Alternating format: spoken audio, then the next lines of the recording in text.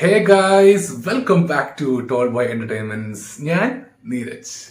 സിനിമയുടെ മറ്റു കാര്യങ്ങളൊക്കെ പറഞ്ഞപ്പോട്ടെ, എനിക്ക് ആദ്യം പറയാനുള്ളത് ദ മാൻ മമ്മൂക്ക. എന്റെ അമ്മ, എന്തൊരു മനുഷ്യനാ മൂപ്പറ്. ആ ഒരു ഒരു ഒരു ഈ ഒരു ഏജിലും മൂപ്പർ ആക്ഷൻ സീൻസ് ചെയ്യാൻ എടുക്കുന്ന എഫേർട്ട്, അല്ലെങ്കിൽ ആ ഒരു ഒരു ഒരു സ്ക്രീൻ പ്രസൻസ് എന്ത് ഭംഗിയായിരുന്നു സ്ക്രീനിൽ കാണുമ്പോൾ. ഡയലോഗ് ഡെലിവറി ആയാലും ആ ഒരു വാക്കിംഗ് ആയാലും ആക്ഷൻ സീക്വൻസ് ആയാലും എല്ലാം കൊണ്ടും മമ്മൂക്ക ശരിക്കും പറഞ്ഞ ഈ സിനിമയിൽ ഒരു എന്താ പറയാ നന്നായിട്ട് നിറഞ്ഞു നിൽക്കുന്നുണ്ട്. സിനിമയിലേക്ക് കടക്കാം. ഞാൻ ആദ്യം പറയാൻ ആഗ്രഹിക്കുന്നത് സ്ക്രിപ്റ്റാണ്. മിഥുൻ മാനുവൽ തോമസിന്റെ സ്ക്രിപ്റ്റ്. ഞാൻ നേരത്തെ പറഞ്ഞ പോലെ ആൾ എഴുതുന്ന സ്ക്രിപ്റ്റിനകത്ത് എന്തെങ്കിലുമൊക്കെ നമുക്ക് ഐറ്റംസ് തരാറുണ്ട് മൂപ്പർ, അല്ലെ? ഒരു സസ്പെൻസ് കീപ്പ് ചെയ്യാറുണ്ട്. പക്ഷെ എനിക്ക് തോന്നുന്നു അദ്ദേഹം ഇതുവരെ എഴുതിയിട്ടുള്ള സ്ക്രിപ്റ്റുകൾ വെച്ച് നോക്കുകയാണെങ്കിൽ ഒട്ടും വർക്കാവാത്തൊരു സ്ക്രിപ്റ്റ് ആയിട്ട് എനിക്ക് തോന്നിയത് ഈ ഒരു ടർബോന്റാണ്. കാരണം കൂടുതൽ നമുക്ക് പ്രഡിക്റ്റ് ചെയ്യാൻ പറ്റുന്ന സീനുകളായിരുന്നു.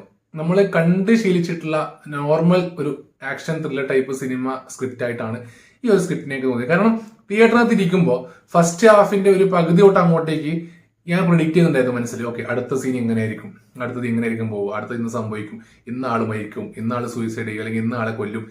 നമുക്ക് പ്രഡിക്റ്റ് ചെയ്യാൻ പറ്റുന്ന രീതിക്കാണ് സിനിമയിലെ ഓരോ സീനും പോകുന്നുണ്ടായത്. അതായത് കണ്ടു പറഞ്ഞ കുറെ ക്ലീശ സാധനങ്ങൾ. ഈ സിനിമക്കകത്ത് ക്രിഞ്ച് കുറവാണ്, ഈ സ്ക്രിപ്റ്റിൽ ക്രിഞ്ച് ഐറ്റംസ് കുറവാണ്, പക്ഷെ ക്ലീശി ആയിട്ടുള്ള ഒരുപാട് സാധനങ്ങൾ ഉണ്ടായിരുന്നു. സോ സ്ക്രിപ്റ്റിന് ഒരു ഒരു സ്ട്രെങ്ത് കുറച്ചെങ്കിലും കിട്ടുന്നത് സെക്കൻഡ് ഹാഫിന്റെ ഒരു പകുതിയോടും. ഡയറക്ഷൻ നോക്കുകയാണെങ്കിൽ അതിന്റെ വൈശാഖിന്റെ അടുത്ത് നിന്ന് ഞാൻ കുറച്ച് പ്രതീക്ഷിച്ച സാധനങ്ങൾ ഉണ്ടായിരുന്നു. പക്ഷെ അത് എത്രത്തോളം കിട്ടിയെന്ന് വെച്ചാൽ ഒരു ചെറിയ പെർസെന്റേജ് മാത്രമേ എനിക്ക് കിട്ടിയിട്ടുള്ളൂ. മൂപ്പർ അത്യാവശ്യം നല്ല രീതിക്ക് വർക്ക് ചെയ്തിട്ടുണ്ട്.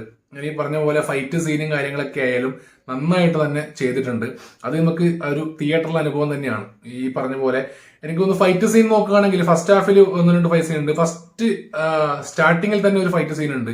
ഉത്സവം, പ്രതീതി അങ്ങനെയൊക്കെ ആയിട്ട്, പള്ളി പെരുന്നാളും കാര്യങ്ങളൊക്കെ ആയിട്ട് നല്ല വലിയ സെറ്റൊക്കെ ഇട്ടിട്ട് വലിയ ആൾക്കൂട്ടം അതൊക്കെ ചെയ്തിട്ടുള്ള ഒരു ഫൈറ്റ് സീൻ ഉണ്ട്. പക്ഷെ അതിലൊക്കെ ഈ ടർബോ പഞ്ച് പറയുന്ന സാധനം കുറവായിരുന്നു. ഞാൻ ഈ പറഞ്ഞ പോലെ ഒരു ഫൈറ്റ് സീനൊക്കെ നമ്മൾ കണ്ട് ശീലിച്ചില്ല, നോർമൽ സാധനമായിരുന്നു. പക്ഷെ സെക്കൻഡ് ഹാഫിൽ ഈ പോലീസ് സ്റ്റേഷനിലുള്ള ഫൈറ്റ് സീൻ അതൊരു അടിപൊളി സാധനമായിരുന്നു. എനിക്ക് ഭയങ്കര ഒരു ഒരു എന്താ പറയാ തൃപ്തി കിട്ടിയ ഒരു ഫൈറ്റ് സീൻ ആയിരുന്നു അത്. പിന്നെ ക്ലൈമാക്സും അത്യാവശ്യം നന്നായിട്ട് വർക്കായതുപോലുള്ള ഒരു ഫൈറ്റ് സീൻ ആയിട്ടാണ് എനിക്ക് തോന്നിയത്. ഇപ്പോഴുടെ മറ്റ് സിനിമകൾ വെച്ച് നോക്കുകയാണെങ്കിൽ, കാരണം ഫസ്റ്റ് ഹാഫ് ഈ പറഞ്ഞ പോലെ കുറച്ചൊരു ഒരു ലാഗ്നെസ് ഉണ്ടായിരുന്നു. ഗ്രാഫ് ഇങ്ങനെ ഒരു മീഡിയത്തിൽ ഇങ്ങനെ പോകുന്നതിന്റെ പ്രശ്നം ഉണ്ടായിരുന്നു. സെക്കൻഡ് ഹാഫ് മുതൽ സിനിമ അപ്പിലേക്ക് എത്തിയിട്ടുണ്ട്. ആടെ മുതൽ വൈശാഖ് കുറച്ചുകൂടി അധികം എഫേർട്ട് എടുത്ത് ചെയ്തിട്ടുണ്ട്. അതിന്റെ റിസൾട്ട് കാണാൻ തന്നെയുണ്ട്. ഫൈറ്റ് സീനിന്റെ കാര്യം പറയുകയാണെങ്കിൽ ഞാൻ ഈ പറഞ്ഞ പോലെ ഏകദേശം ഒരു 4-5ഓളം ഫൈറ്റ് സീൻ ഉണ്ട്. ഫസ്റ്റ് ഹാഫിൽ 1 അങ്ങനെ ഉള്ളൂ, 1-2 അങ്ങനെ ഉള്ളൂ.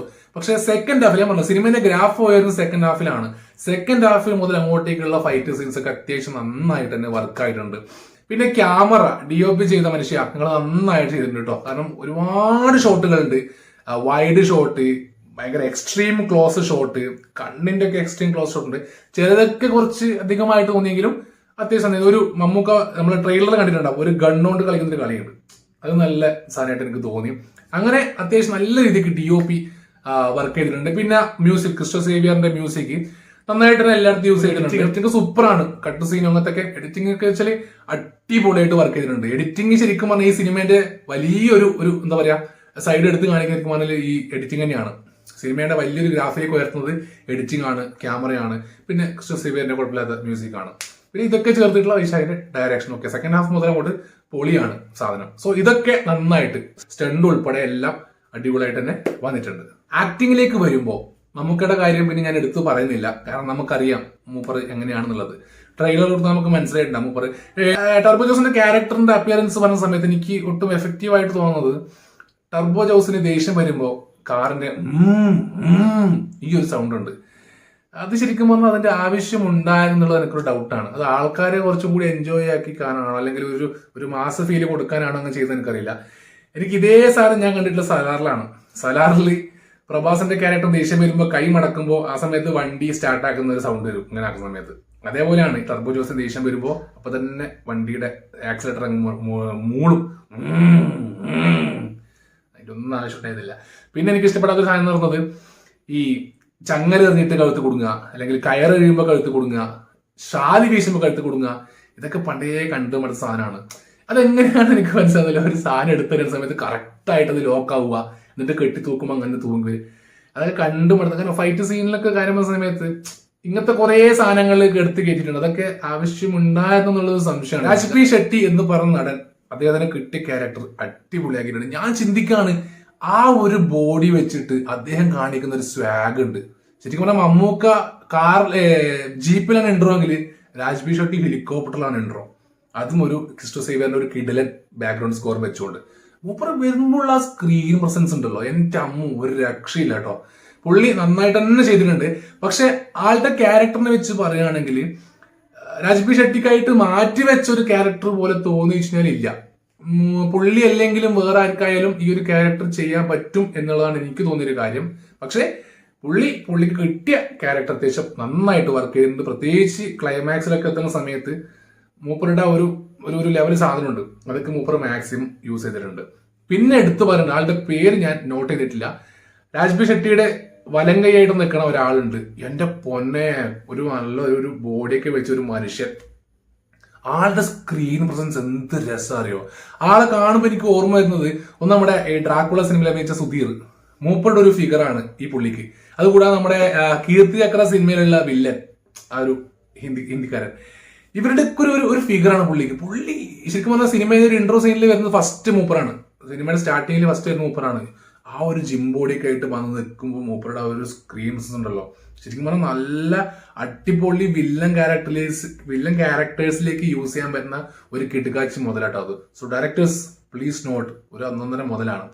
പിന്നെ ബാക്കി ആക്ടേഴ്സിലേക്ക് വരികയാണെങ്കിൽ സുനിൽ, നമ്മളെ തെലുങ്ക് നടൻ സുനിൽ, മൂപ്പർ എന്താ പറയാ ഒരു കോമഡി റോളാണ് ഇതിൽ ചെയ്യണത്. മാസ് റോള് വരുന്നതാണെങ്കിലും കോമഡി റോളാണ്. ആള് നമുക്കറിയാം പുള്ളി കിട്ടുന്ന ക്യാരക്ടർ നന്നായിട്ട് ചെയ്യാറുണ്ട്.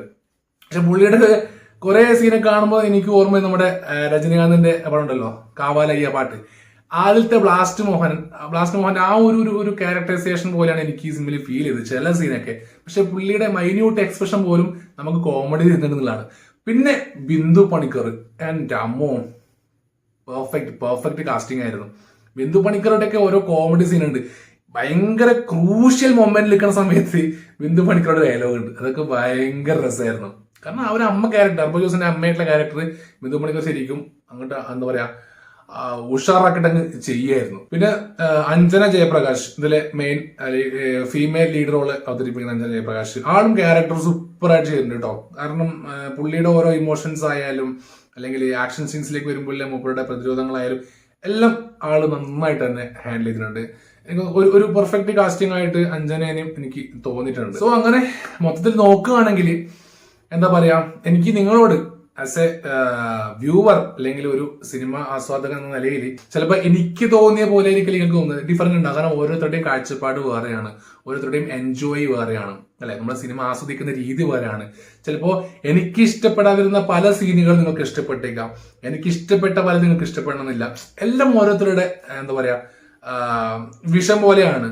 സോ എല്ലാവരും ഈ സിനിമ തിയേറ്ററിൽ പോയിട്ട് തന്നെ കാണുന്ന സിനിമയാണ്. കാരണം ഇതിന്റെ ഞാൻ ഈ പറഞ്ഞ പോലെ DOP, ബാക്ക്ഗ്രൗണ്ട് സ്കോർ, ഇതിന്റെ ഫൈറ്റ് സീൻസ്, അങ്ങനത്തെ എല്ലാം ഒരുപാട് കാര്യങ്ങളുണ്ട്. ഇതൊക്കെ ശരിക്കും പറഞ്ഞാൽ തിയേറ്ററിൽ എൻജോയ് ചെയ്യേണ്ട സാധനം തന്നെയാണ്, ഒരു മസ്റ്റ് തിയേറ്റർ വാച്ച് മൂവി തന്നെയാണ്. അപ്പോൾ എനിക്ക് മൊത്തത്തിലെ സിനിമയെ കുറിച്ച് പറയുകയാണെങ്കിൽ ഒരു എബോ അവറേജ് സിനിമ എനിക്ക് പറയാം. എന്തായാലും എല്ലാവരും തിയേറ്ററിൽ പോയിട്ട് സിനിമ കാണുക, നിങ്ങളുടെ വലിയ അഭിപ്രായങ്ങൾ താഴെ കമന്റ് ആയിട്ട് രേഖപ്പെടുത്തുക. അപ്പൊ പുതിയ വീഡിയോ ആയിട്ട് കാണാം, അതുവരേക്കും